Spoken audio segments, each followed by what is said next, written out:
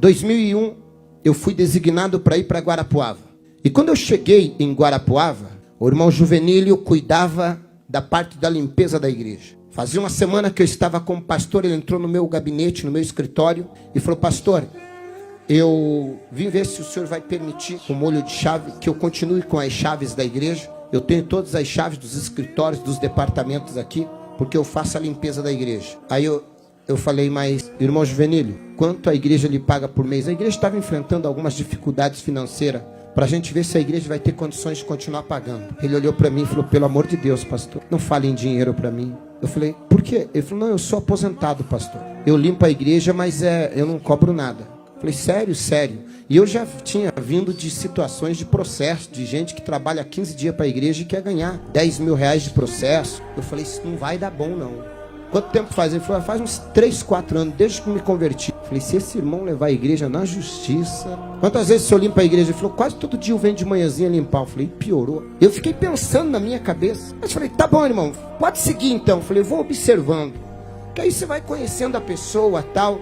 Aí, todo dia, 7 horas da manhã, ele tinha um Fiat Uno 147. Ele encostava o Fiat Uno dele lá e ia lá limpava a igreja. Eu vinha pro culto segunda, quarta e sexta. 8 horas da manhã eu chegava na igreja, o irmão Juvenílio olhava para mim, falava: pastor, agora eu posso ir, tá tudo limpinho. Ele entrava nos escritórios, limpava tudo, ia no altar, passava pano em tudo, deixava tudo limpo. E na época era banco de madeira, envernizado. Ele vinha, passava pano, limpava, deixava tudo limpinho. E aí ia para casa, voltava, resolvia os problemas dele pela manhã, voltava no culto da tarde. Eu fui tentando identificar se ele tinha algum perfil de amanhã ou depois levar a igreja na justiça. Eu nunca vi ele reclamando de nada. Eu falei: mas vou ficar atento. Até que um dia ele entrou no meu gabinete e falou assim: pastor, eu queria lhe pedir uma autorização. Eu falei: pois não. Ele falou: pastor, me perdoe, mas eu fiz de tudo para poder mudar um horário de consulta.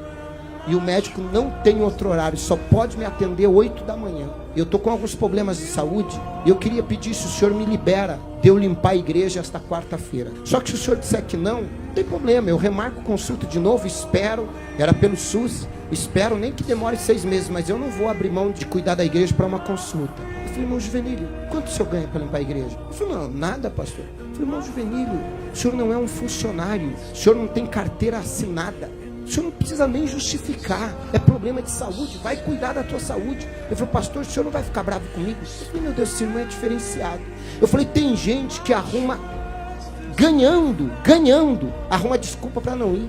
Eu falei: esse irmão não está ganhando nada. Ele vem me pedir uma liberação, coisa que ele nem deveria pedir, não estava pagando nada. Mas ele veio, eu falei: não, irmão Juvenílio. Ele falou: o senhor não vai ficar chateado, pastor? Eu falei: claro que não. Eu fiquei na minha cabeça, eu estou tentando descobrir o que esse homem tem que os outros não têm. Aí tá, ele foi, o que aconteceu? Deu certo? Ah, não, pastor, já estou tomando os remédios, estou melhor. Um dia, o irmão Juvenílio atrasou para chegar a limpar a igreja. Chegou, o culto começava às 9 da manhã, e ele deve ter chegado às 8, porque sempre que eu chegava, ele já estava saindo com a igreja limpa. E nesse dia, eu cheguei, e o irmão Juvenílio ainda estava limpando a igreja. E como eu cheguei bem devagarinho, ele estava nos bancos lá da frente, limpando a igreja. E eu vi que ele, cheguei de costas, ele estava chorando e falando sozinho. Eu falei: irmão Juvenílio deve estar passando por algum problema, ele não deve estar bem. E eu fui chegando perto dele, pé, por trás do irmão Juvenílio, vendo ele chorando, derramando lágrima e passando pano no banco.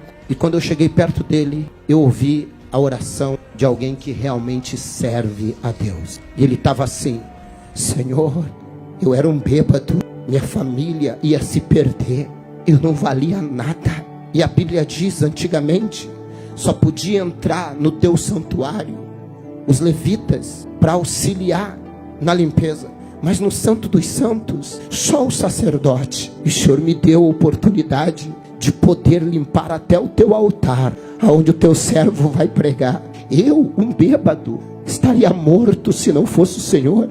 E agora o Senhor me dá o privilégio de limpar o teu templo, o teu santo templo. Isso é um privilégio que não tem dinheiro que pague. E aí ele orou e falou: Senhor, quem sentar nesse banco seja alcançado por cura.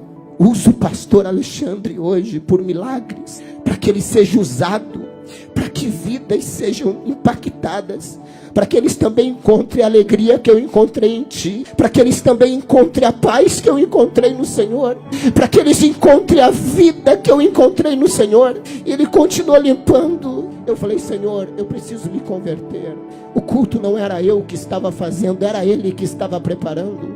O culto era para ele, era para o Senhor. Naquele dia eu senti que nada do que eu achava que eu era. Naquele dia eu vi alguém com uma conversão muito grande. Naquele dia saiu toda a preocupação minha com respeito: esse homem vai levar a igreja para a justiça, reivindicando direito. Ao contrário, esse homem se sentia o mais privilegiado de poder fazer qualquer coisa para o reino de Deus. E cada vez que eu acho que eu sou dono do altar, que eu sou o pastor, presidente da igreja, eu lembro dele, eu falo: eu não sou nada, eu só sou um privilegiado, que ele me deu o privilégio de assumir o altar, para falar do amor dele, para pregar o evangelho. Isso é conversão, isso é servir a Deus com alegria, isso é reconhecimento de quem nós éramos e de quem nós somos. Gratidão, gratidão. Entrai pelas portas dele com gratidão. Era ali o espírito de gratidão do irmão Juvenílio me convenceu.